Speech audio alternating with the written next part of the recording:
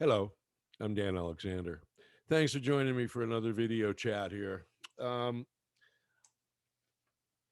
I'd like to talk to you about something that some of you, if you're professional recording engineers, this is very simplistic. But there's some people possibly who don't know this stuff. And so here I go. I'd like to talk to you about solo and the various types of solo that are commonly encountered. This applies generally to recording consoles, although, of course, you do find solo in other types of mixers, but we're talking about recording consoles here. So, what happens when you have a channel strip and it has a solo button on it and you push the solo button? It sends that signal that's going through that channel, whether it be a mic or a line, I assume, to a solo bus. And that solo bus is injected into the speakers. Now, when it does that, if you're doing that while you're recording, it doesn't interrupt the channels. You can solo a channel while the recording's being made, and it won't have any effect on the recording process. It's non-destructive. Okay, so if you don't understand what a bus is, take a look at my other video, which explains that. All right. Um, let me refer to my notes here. Here it says AFL. On some consoles, you'll see a button labeled AFL. It stands for After Fader Listen, and this is a solo bus that gets its signal after the fader, meaning that whatever level you've got the fader set at, that's going to affect the level of the solo. So, for example, let's say you had uh, a microphone and a direct on a bass guitar.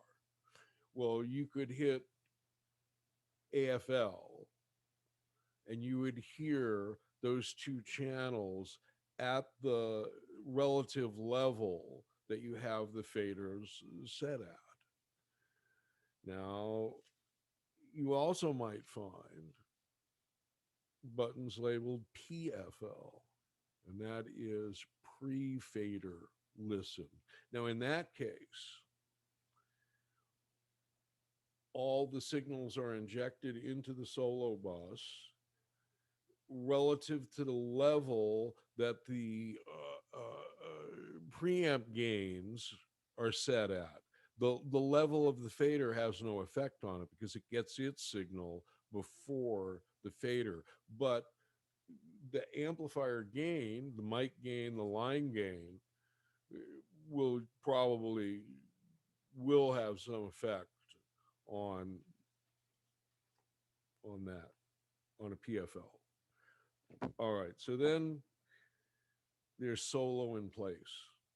Now, with AFL or PFL, regular solo, it's non-destructive. It doesn't interrupt the signals that are coming out of the channels going to the tape recorder. Solo in place is different. When you hit solo in place, it actually turns off all the other channels except those you've soloed. And if you obviously, if you're in the middle of recording and you hit solo in place and it turns off all the other channels, you've got a real problem. But there also, to confuse things even further, there's a thing called either solo safe or solo defeat. And if you hit solo safe, you say you're doing a mix and you have a reverb return coming into two channels of your console, and that's left and right.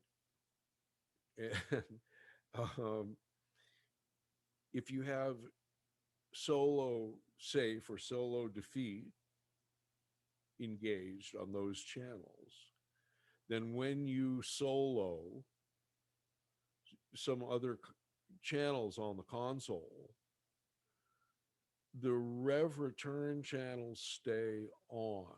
So you hear your signal with the effect, which can be a valuable experience. Um, and so uh, that's it. There's not much to it, but there's a lot of nomenclature. And once you understand it, it's pretty simple, really. Um, and like that, there. Look, if you enjoy these videos, do me a big, big favor and hit the subscribe button. And if you haven't seen my book, give it a look on Amazon. All right. I appreciate it.